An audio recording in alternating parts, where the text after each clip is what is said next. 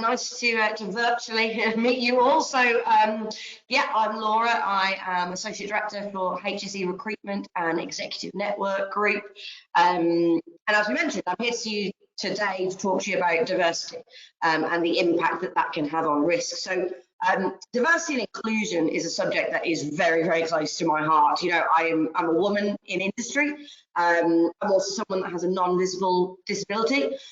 So I've got, a personal interest in the subject, but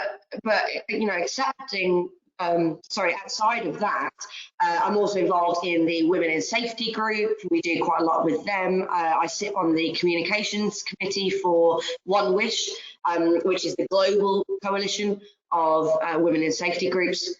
And then, in addition to that, everything that we do at HSE Recruitment and Executive Network Group is underpinned by what we call our three pillars. And our three pillars are data, delivery, and diversity. So massive subject for us. Diversity and inclusion has been a big subject for most businesses, for quite a while now, and for very good reason. But I do know that this can be quite a contentious subject. Oftentimes when we talk about diversity and inclusion, you can get people that feel there's things like positive discrimination and stuff like that. And just to address the elephant in the room, I know that, white men in particular often feel quite left out of the conversation. And that's just not at all the aim of what we're doing with diversity and inclusion. It's really, really important that everybody feels involved in this conversation and everybody understands the importance of why we're looking at this as a subject. And I can absolutely promise you, we are not trying to get rid of all white men. That is not a thing that we are doing. You are still an integral part of the industry. So hopefully, today we're going to delve into this a little bit more. We're going to explain a bit more about the whys, the importance and the impact. And we're going to get everybody kind of joining the conversation. So that's kind of the plan for today. So an overview of what we want to look at today is, why do we care? Why is diversity and inclusion important? What is the impact of having it, not having it? What are the facts around D&I? Where are we at the moment in terms of addressing some of these problems? How do we hire fairly? How do we make sure that we are getting the right people in and we're keeping the right staff? And that's massively connected with that final point. What issues do we face internally? How do we retain those people once we've sort of gotten through the door? So lots to get through. This is going to be a whistle-stop tour. We can't go into it in massive amounts of depth, massive amount of detail, or we would be here all day long. But as mentioned, the Q&A box is open. Please do ask any questions, and we will endeavour to answer as much as we can during this session. So, point number one, possibly the most important point is, why do we care? Why are we even talking about diversity and inclusion? Why is this a topic at the moment? And it's a really, really interesting one, to be honest. Because a lot of people think, if it isn't broken, you don't need to fix it, right? That we're not really seeing a problem at the moment, so why is it something that we need to address? Unfortunately, I'm here to tell you that, that it is broken. There absolutely is a problem with this in many, many industries at the moment. And I always like to give you stuff that you can go and read and stuff that you can kind of research yourself and see where we're kind of getting this information from. So this first link here is for a recent McKinsey & Co report that they did a couple of years ago. And this is a really, really interesting one, completely focused around diversity and inclusion. And what they found was that companies that had really good gender diversity on their executive teams, that sort of C-suite level, were actually outperforming their competitors by 25%, so quite a large percentage as well. And what was really interesting is actually they found that the greater the gender diversity, the more equal it was at that C-suite level, that percentage of outperformance just went up and up and up. So there is a direct correlation between gender diversity at that level and company performance, which everybody should be really, really interested in. And then what they did is they dove further down into that to look at other protected characteristics, and they looked at ethnicity as well in quite some detail, and found very, very similar results. So they found that the companies, again, that had ethnically diverse executive teams at that C-suite level, they were actually outperforming their competitors by 36%. So, these aren't little numbers that we're talking about. These are big percentages. They absolutely have a huge impact on the way that companies do things. So even if companies don't want to consider diversity and inclusion from that moral standpoint of making things equal, it's almost criminal to ignore it from a business point of view, and this is a huge risk for businesses not addressing this, because your competitors are. So if you want to be in business in 10 years time and you want to be competing and profitable and standing out amongst your competitors, diversity and inclusion absolutely has to be at the top of your priority list. This year and for a number of years going forward. This is something that we have to look at. And the reason for this is very simple in my opinion. The reason why diverse boards create better performance is very simple. If you look at the fact that, say you have an executive board that are all people that come from exactly the same background, they have exactly the same qualifications, they come from the same cultures, they've had the same experiences in life, in work. As a rule, they're going to come up with very, very similar ways of thinking, similar ideas. And what happens there is you're stifling creativity, and that's a huge risk for companies.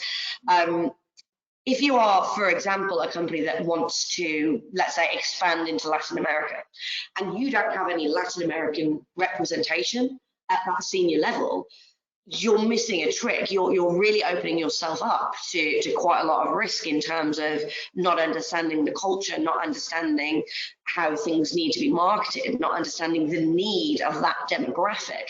We can assume that we know that information, but sometimes or often having someone from that background is massively important. That's what's going to help you come up with those fresh ideas and come up with those fresh perspectives, and make sure that you're driving in the right direction, you're marketing the right things to the right people, you're staying fresh, you're staying modern, you are giving your customers what they need and what they want from you, and that's business 101, right? If you're not giving them what they need, then they're not going to work with you, they're not going to engage with you.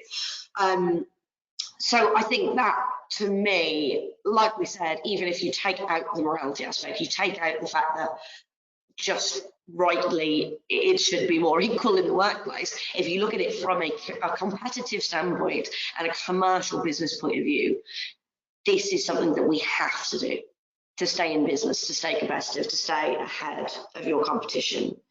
And there is another aspect to this as well. So, in many industries, we're now finding that there is a huge skills gap. What we're finding is that people are retiring at a faster pace than we can recruit them into the industry, and the gap is widening and widening. And actually, this was really exacerbated through COVID. So what happened in COVID is, people's perspective on work completely changed. People's work-life balance changed. People were working from home, which a lot of companies had never even considered before, and a lot of people that were towards the latter end of their career, who maybe aren't at retirement age, they're 10 years off retirement age yet.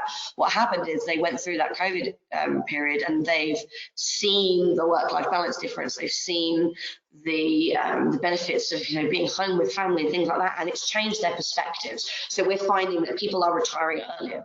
They're ready to move on. They've seen the other side and are ready to move forward with that part of their lives. So again, these numbers of people leaving industry are huge, and to get people into industry is can be very difficult if we're not looking at this diversity and inclusion stuff. So that's a massive area of risk that you could open yourself up to as a company. And again, just to back it up with some stuff here, so if you see this second link, and I believe the slides, will be accessible later, so you can check the links. But this second link is to a PwC report that they did quite recently, all focused around social mobility. And part of that was they looked at various age groups in different industries and tried to find out what was important to them and what they thought would be a barrier to their success in their career. So when they looked at the older age group, the sort of 55 plus group, most people in that group came back and said that education and qualifications was probably the biggest barrier to them in work. They believed that if they had the right qualifications, they had the right education, they could progress in their chosen careers. When PwC looked at the different age groups, so the younger age groups, the 18 to 35, the picture was drastically different. And that age group just had a very, very different perspective on work, what was important to them, and what they thought would be barriers to their success. So, for example, in that 18 to 34-year-old category, ethnicity was a big concern. 27% of those that were surveyed said they believed that their ethnicity would be a barrier to them, would be something that would stop them progressing in their chosen career. 24% said their gender, 24% said their disability, 26% said where they came from, their culture, where they grew up. So you can see that this younger generation coming into industry are much more aware of these things. Ethics, morality are huge with this younger generation. And so if we are not addressing that, if we are not addressing these concerns and showing them that we are diverse and inclusive places to work, that their ethnicity is not going to be a barrier to their success, that their gender is not going to stop them from getting those promotions, they're going to stay away from those industries. It's definitely a really, really big concern for them.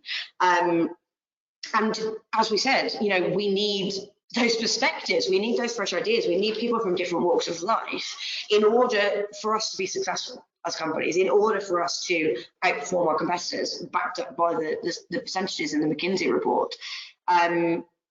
So it's really important stuff, and I can't emphasize that enough. This is why I'm so passionate about it. It is super, super important from a moral point of view, from a commercial point of view.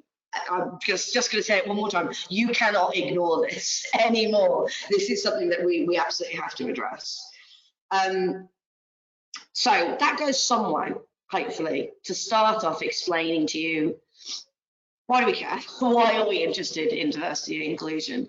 And like I said, we could go into this for hours and hours and hours, but hopefully that is a bit of an eye-opener for you.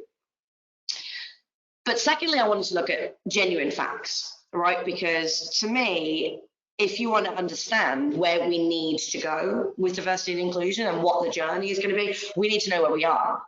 And we can't do that without data. And what is really, really interesting around the diversity and inclusion side of it is that, there is data right there, but a lot of it is quite hard to access. And, particularly when we look at it from a safety specific standpoint, there was frustratingly little information on what are the actual figures of diversity and inclusion within the industry. So we decided to find out. So I'm very, very lucky that at Executive Network Group, we have got a fantastic marketing and research team, and we tasked them with going and getting this data for us. So we said, we would like you to find out, particularly within the safety industry, because HSE is a big part of what we do. Can you find out what the numbers are so that we know where we're at, we know what we can do about it. So they came up with a couple of different reports for us. And the first report was one that was focused specifically on gender.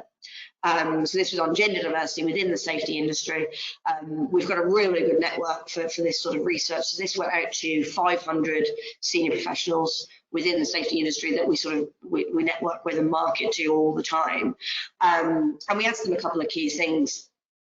First being, do you believe that there is a gender imbalance in the health and safety industry? As people in the safety industry, have you seen a gender imbalance? And I think very unsurprisingly, 60% said yes. There is definitely a gender imbalance in the industry. So we weren't surprised by this data. That's pretty much what we expected it to say.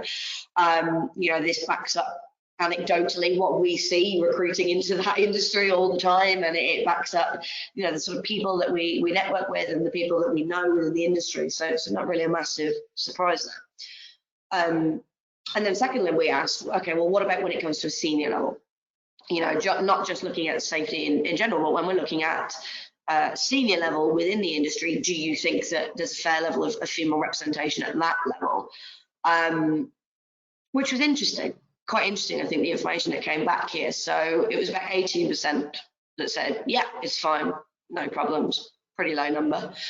About 42% said, no, there absolutely is not enough representation. It's very blatantly unfair. And the rest said, yeah, it's not great, it's not terrible, which is that's where we kind of expected it to be, in that, you know, there is some female representation at senior level, but there is a lot of work to do. So again, these figures kind of weren't that surprising to us. So after we looked at the gender side of it, we wanted to delve down further into other protected characteristics. So protected characteristics, there are a number of them, but we looked specifically at religion, sexuality, gender, age, and disability were the main ones that we kind of focused on. And this went out to an even greater network of people. So this went out to almost 2,000 people to get this sort of research. And again, I think this is really, really interesting, this data. So I appreciate that these stats might be a little bit small for you. So again, we will get the slides out if you want to have a look at this in more detail. This data is from our most recent remuneration report. That hasn't even been released yet. So you are seeing this ahead of the curve. It's actually being released tomorrow. If you would like to see the full remuneration report, just please do get in touch with me, you know, on LinkedIn or through RRSM, and we can make sure that you get a copy. But when we do our remuneration reports, we obviously look at salary across the safety industry. We look at what's fair at different levels, what are people getting paid, what do they think they should be getting paid, what benefits do they get, is that affected by what industry they're in, is that affected by where you live in the country? So all of that data is in there. But what we did this time as well is ask people if they would mind sharing their diversity stats. Because again, if we don't have data, we don't know if there's a problem, we don't know how far we need to go with it. So the diversity data, I think, is really, really interesting. So looking at the advisor level first, you'll find at advisor level, you're talking predominantly white British, 71%. You're talking predominantly no disabilities, 87%. You're talking predominantly straight, 92%. Identified as heterosexual or straight, and age was quite interesting. The age was pretty much what we expected to see. You know, there's quite a good split of age at that advisor level. Tends to err towards the younger side, obviously, because it's people coming through the industry. Now, what's interesting with these stats is they're not too bad. These stats aren't horrific. They are pretty much tracking with the baseline of the UK, you know, in terms of sexuality, in terms of ethnicity, that they're not miles out. So actually, it's quite good news at HSE advisor level. It's good news that we are attracting the right people. We are getting a good spread. There's work to be done. Don't get me wrong. We can still up those numbers dramatically, but it's not a horrific picture. What still isn't great is the gender side of it. You know, if you look, it's still 74% male coming in at advisor level. So we're still not attracting women at that junior level. So that's definitely something that we need to be addressing. And the stats were very, very similar at the manager level. So again, you're looking at predominantly white British, you're looking at predominantly heterosexual. Disability was like 91% no disabilities whatsoever.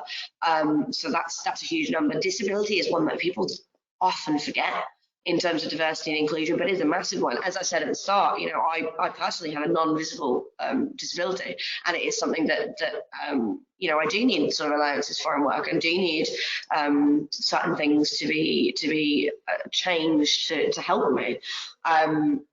And at manager level, yeah, we're predominantly seeing there's not a huge amount of that about. But again, to me, the worrying stat at manager was the gender one. Although I'm trying not to harp on about gender all the time and look at all the other protected characteristics, gender, again, predominantly men. 77% male at manager level. So definitely work to do there. So I think the good news with, like I said, with the advisor and the manager level is, we are attracting people. We can attract more people, and we're going to go through some of the stuff around that and how you do that and why that's important in a bit. But again, the gender imbalance is definitely something we need to focus on. And then finally, in terms of data, we looked at the head of level. So head of, this isn't surprising, but head of, definitely there's more of an issue pretty much across the board. The numbers are very, very low for diverse at a senior level.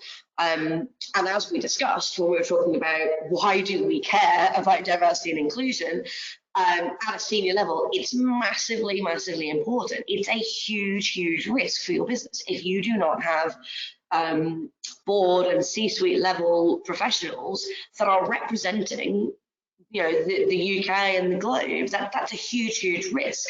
Again, like we said, if you're a business, for example, expanding into India, and we are predominantly white British at C-suite level, you're never going to have that 100% understanding of that marketplace and that culture and the way that we need to market things and the stuff that's important to them. So that's a huge, huge risk. And the other thing with this as well is when you've got people at the top of the tree, and this is true for all leadership, not just health and safety, this is true for leadership across the board. When you've got leadership that doesn't represent the workforce, the leadership doesn't look like the rest of the workforce, that's a huge, huge risk. That has a massive impact on engagement, something that's obviously important in safety, but everything else within a business.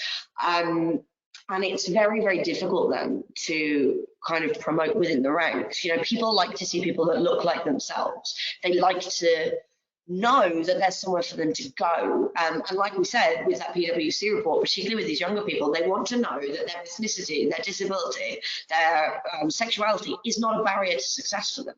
And if they come into your business and your business has a C-suite of all white older men, they're going to look at that and assume that that is a barrier to their success. And what that means is that they may not choose to join your company in the first place. They may join but not stick around because they don't feel included, they don't feel represented. They may go join your competitors, and therefore your competitors are going to start to outperform you because they have the talent that you need. So for me, this is a massive one at this head of level. This is something we absolutely need to address, and we need to start getting some more diversity and inclusion within that senior level across all of these things, across ethnicity, across gender, across sexual orientation. All of these things definitely need more representation. That is probably the main takeaway for you from today, is we've got to look at it, particularly at a senior management level. So hopefully some of that data is kind of interesting to you. Hopefully that is useful information. Like I said, if you want a copy of this report, the report goes into so much detail. It is safety specific, but we do actually have other industries available. So, if you're a risk professional within facilities, we've got one focused on facilities, we've got one focused on logistics and transport, we've got one focused on HR professionals, one focused on financial institutions.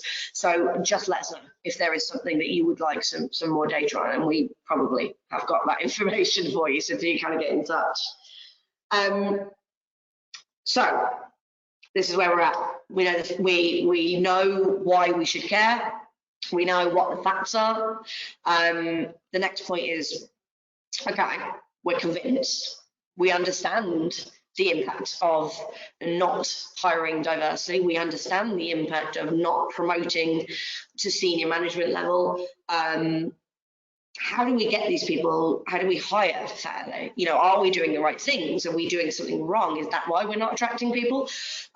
Again, could talk about this for hours, but I'm going to give you a snapshot. I'm going to give you the kind of the main points of how we can start addressing the balance from a recruitment perspective.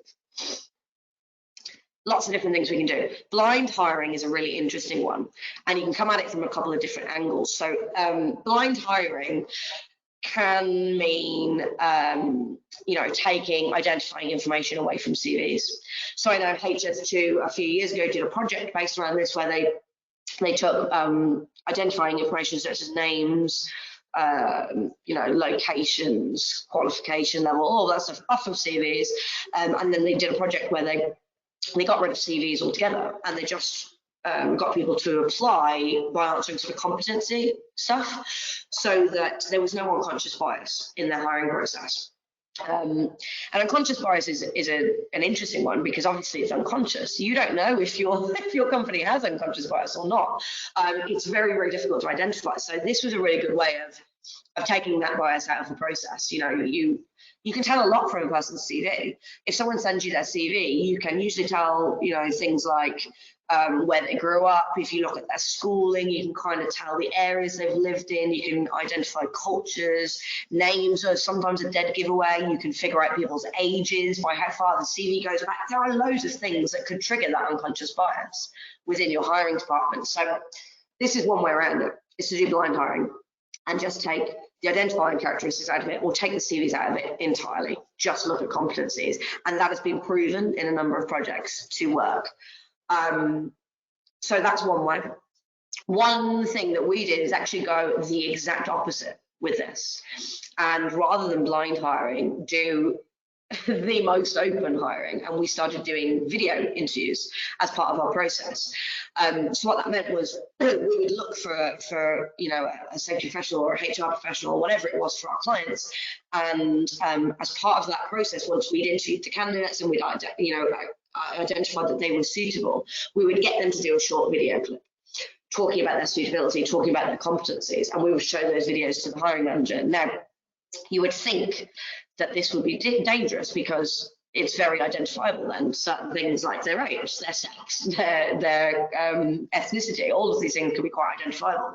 But what we do is, again, we put data into it. So we use a system where you would send the videos across, and we can see from the videos how engaged the hiring manager was with those videos. So for example, if we sent them a short list of 5 individuals, 4 of whom were white men and 1 was an Indian lady, we could see from the data, for example, that for all of the white men, the hiring manager watched the videos in their entirety. But for the Indian person, they turned off a minute in. And what that does is that identifies then that conscious or unconscious bias within the hiring department. And we can say, okay, I don't know if you're aware of this, but you didn't actually watch the entirety of that video. You haven't given that person the same opportunity as the other people. And that could be from a bias perspective. It could be that they were instantly turned off from that person with the first answer. But very, very often there is an unconscious bias aspect to it. So that was another way around this. You can look at blind hiring, you can look at very, very open hiring. But again, the big thing with all this is putting data behind it. You've got to look at the data, and you've got to understand what the issues are, and where the pitfalls are. So that's a really, really big one. So the competency interviews, as we sort of mentioned. This one's interesting, is a lot of companies say to us, well, we don't discriminate. We hire the best person for the role. And it doesn't matter who they are, just if they're the best person, they're the best person. But they will also say to us, well, we put our role out there and we advertise, and we only get white men that apply for it. So that's it. That's all there is. So this can be massively to do with the way that you're advertising, the way that you're putting things out there. So, for example, if you are hiring for a role and you only ever advertise within The Guardian, you will only ever get a certain demographic that sees that advert in the first place. So yes, you are saying that you are completely inclusive and you are not restricting anybody from applying to you, but you are giving certain demographics no opportunity to even see that job in the first place. So they have no opportunity to apply for it. And the same goes with certain qualifications. Now, we're not saying that qualifications are not important, because of course they are.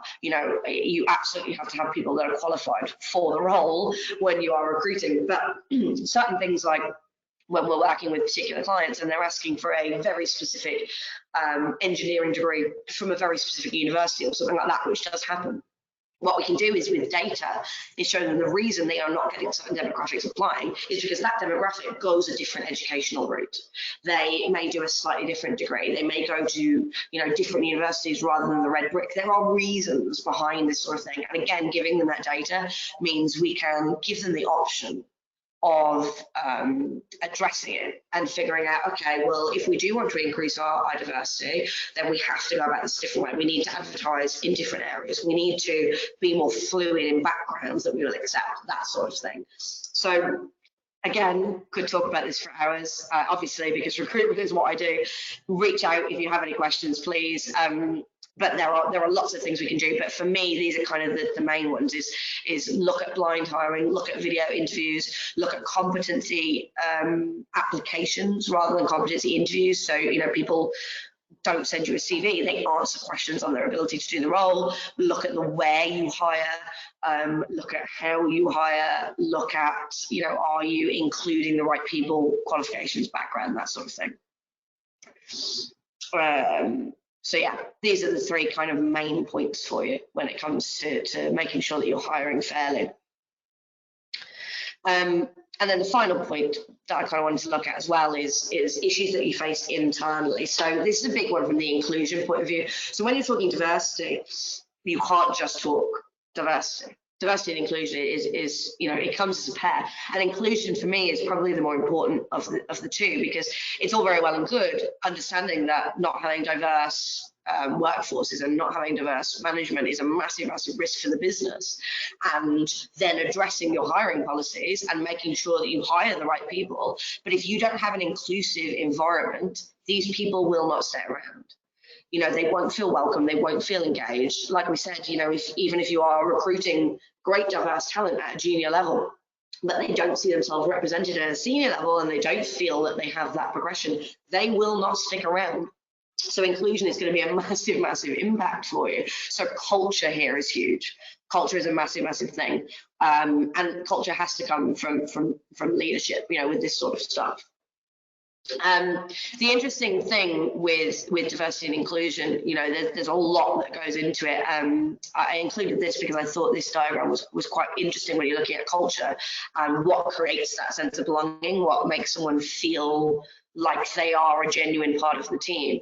And for someone to feel like they belong, they have to have inclusion, they have to feel that they matter, that they are represented. There has to be diversity, and there has to be equity, which is the one I kind of wanted to delve into a little bit further. So people get very confused sometimes between the difference between equity and equality, because they are two different things. So equality is making sure that everybody has the same opportunity. Right, so any person that comes into your business has an equal opportunity of applying for a role, right? That's equality. But equality oftentimes isn't enough when we're talking about diversity and inclusion. Equity is the thing that we need to do. And equity means giving someone an equitable chance of getting a role. So I'll give you an explanation or an example, sorry, so you can kind of understand that a little bit further.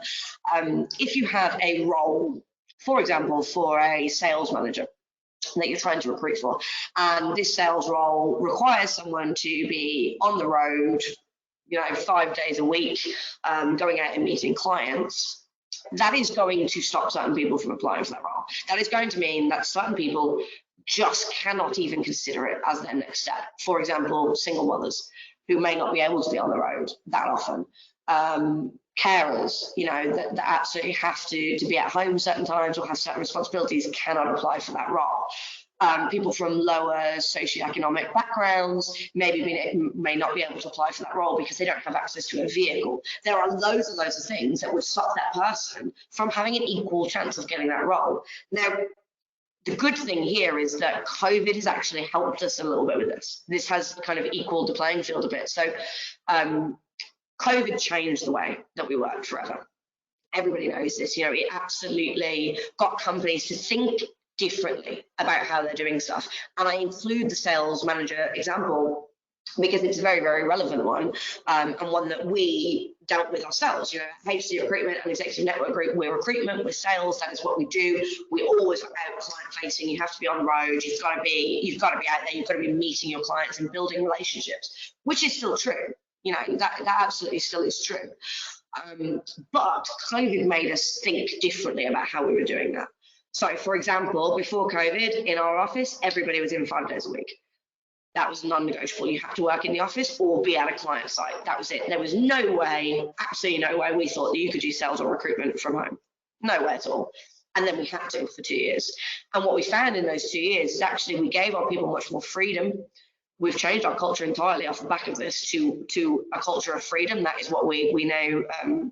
This is what we now work to constantly, where we didn't sit on their shoulders. We didn't tell them how to work.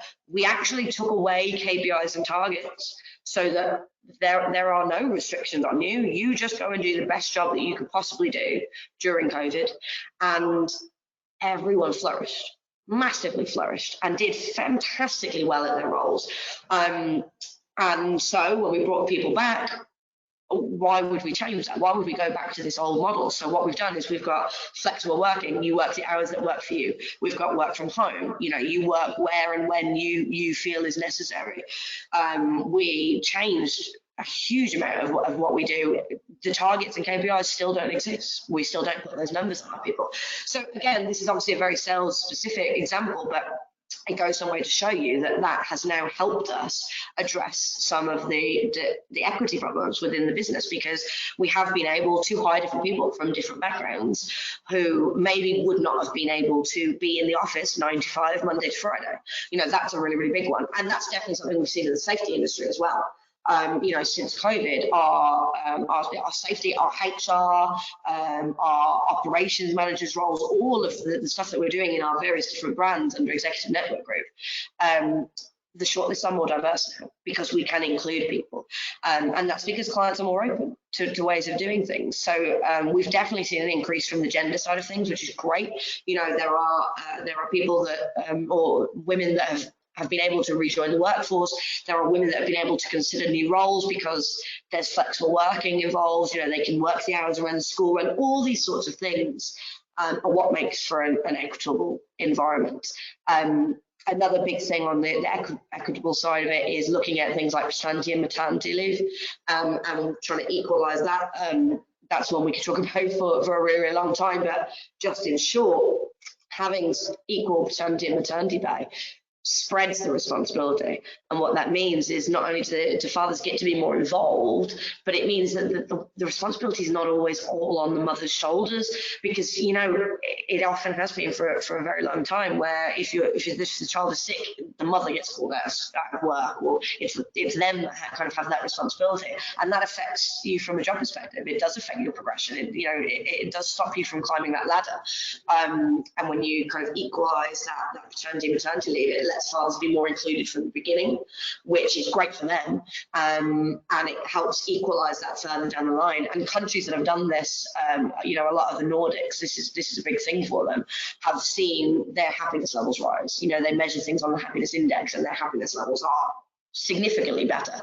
So this is great for everyone. You know, equality, diversity, inclusion, this is great for everybody.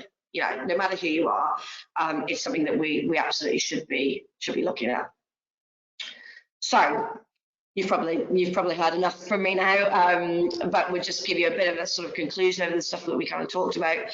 In conclusion, women and minorities are underrepresented. You know, that is a fact, and that we have data that backs this up at all levels, particularly at that senior level. It is a fact that is a huge risk to you as a business. You know, as we've shown from some of the data, companies that are more gender balanced, companies that are more ethnically diverse, are outperforming their competitors. They are more profitable. They're the ones that are still going to be around in 10 years' time. So it's absolutely a huge commercial risk to not consider this sort of stuff. We absolutely have to address bias in the recruitment process. We have to look at new ways of hiring and, you know, be open to different ideas. We need to create inclusive, equitable cultures, you know, so that once we've done all that work and hired those great people and, you know, and even the playing field, that we keep those people, you know, they don't instantly move on because they don't feel represented.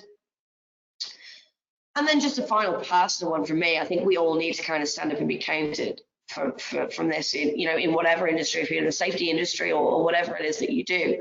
We all need to be more visible. We all need to be confident. We need to be putting information out there, engaging with people, and particularly if you are from a different background, if you're a woman or from a different ethnicity or a different sexuality, it's so super important that we see you. I've talked about personal branding a lot, and if you actually go on the RSM site, I believe, correct me if I'm wrong, but I believe you can access my personal branding talk on there as well. But this is a huge thing across industries. The more that we see people, the more that we change the way that we do things, and the more that people feel represented. A good example of that is, for example, someone like Kia, who each year they take part in Pride, and are very, very visible about that on social media, in the news. That's a thing, and that means that anybody that is coming to join that company knows that if they have a different sexuality, that they will be accepted as part of that company. So I would urge you all to stand up, be counted, particularly if you are, in one of those protected characteristic side of things, for everyone. And again, I'm coming back to all the white men. We need you to be part of this as well. We need you to be part of the solution. The more we talk about this, the more we engage, the better that the industry is going to get. So thank you very much. That was it in a nutshell. Please do reach out as well if you have any questions or you want to speak to me afterwards. But I don't know if we have any questions while we were chatting at all. We do, Laura. Thanks so much for that really informative session. We covered a lot of ground there. So yeah, we do have a few questions. Yeah, sorry, I've been waffling on. No, not at all, not at all. So what quick strategies can we implement to make our company more diverse and inclusive? So say, what 3 things could this person implement really quickly? Really, really quickly. Okay. The recruitment and the hiring one is huge for me. That's one you can address straight away. You can look at the way that you do things and you can change those. So that's a very, very easy one. So if you are looking to hire into your company, go and speak to whoever does your recruitment, HR or whoever it was, and find out how they do it and make sure that you are getting the right people through that. And if you aren't, change the way that you're doing things. Like we said, look at changing your application process, look at where you advertise in different areas, maybe think about changing the backgrounds that you need or changing the qualifications that you need. That's a really, really quick and easy one that you can do. A second one for me is looking at it from a culture point of view, is making sure that leadership is on the same page with this, because it does come from the top with culture stuff. So encouraging your boards, not necessarily to instantly promote people, just for the sake of it. We don't want to do that, but even just to start the conversation, if we can encourage them to start talking about this and start engaging, because if they don't understand their staff at different levels, they don't have that perspective. And the third one is tied into that. So I would really, really encourage companies to look at mentoring schemes, within the company, outside of the company, but particularly within the company, mentoring can work really, really well. But I would make sure that you're setting people up from that's really, really senior level with people from the bottom, because what happens then is you get this reverse mentoring thing, where not only is the senior professional mentoring the junior and helping them from a business perspective, but that junior person often is giving them insight at a senior level into what it is like as someone, in the industry who maybe is a different ethnicity or a different sexuality. They're going to give them that perspective, which they may not have on board to start with. So those would be my 3 quick start ideas for you. Okay, then, so linked to that is, what is the one thing that you would say is the key takeaway from the session? What one thing could give the biggest bang for its buck? And what do you usually find a low-hanging fruit for companies to get after? Great question. For me, unfortunately, I think the key takeaway is the commerciality aspect of it, which is a bit sad, because we should be looking at it from an ethical point of view. We should be looking at it from a moral point of view. But money talks, right? In companies, we all know this. If you go to your board and you give them this data from the McKinsey report, and there are many other reports out there that back all of this stuff up, that proves that if they do not consider this, their competitors are going to outperform them by, 25% from a gender perspective, 34% from an ethnicity perspective. that talks. They cannot ignore those numbers. So that's the key takeaway from me is, you know, let's talk their language sometimes. Let's you know, make sure that the CEOs and C-suite, they understand that this is a commercial risk. If they do not address this, they're going to have major problems. So that was probably the key takeaway, I would say, from me. Okay, lovely, thank you. And what about managing diversity and inclusion on a day-to-day basis? What advice could you give? Not to repeat myself, but I think that mentoring thing is huge. And I know RSM have mentoring teams as well that you can look into, but for me, mentoring is massive. It's something we do loads of at Executive Network Group.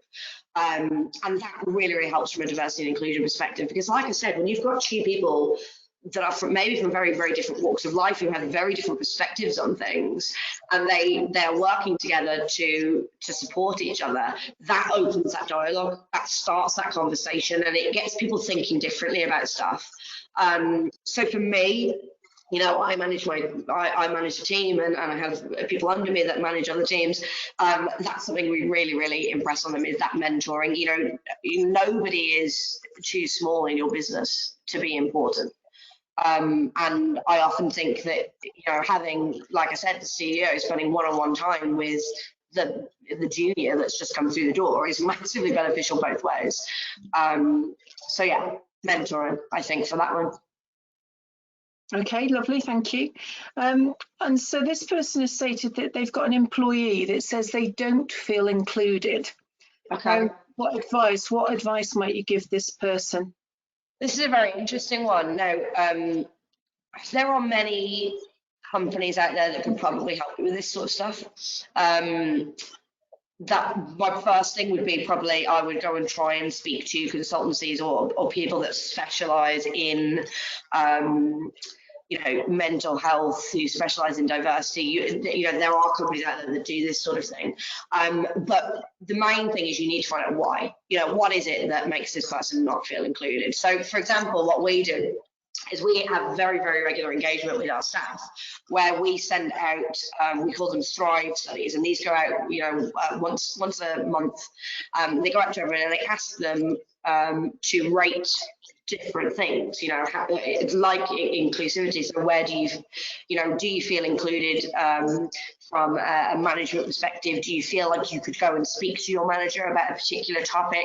Do you feel that you are heard about certain things? And then that instantly flags up to us anything that is a problem, and we can kind of go and raise it. So it's the same as any sort of, you know, safety thing, really. You've got to boil it down to the why.